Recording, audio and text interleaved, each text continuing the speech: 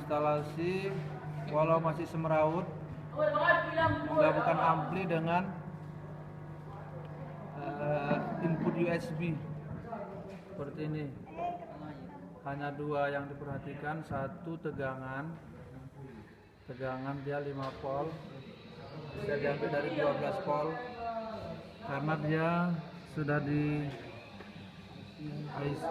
distabilkan IC 7805 di sini.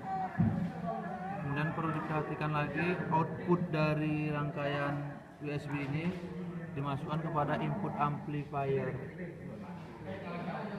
sedangkan input dari USB ini boleh dibebaskan kemana tergantung penggunaannya nanti. Sehingga ini sudah bisa berfungsi. Dimatikan, mati, hidup, lain, tinggal masukkan input USB. Demikian cara merakit dengan ampli dilengkapi dengan input USB. Terima kasih. Dirakit oleh Irfan Zulfahri.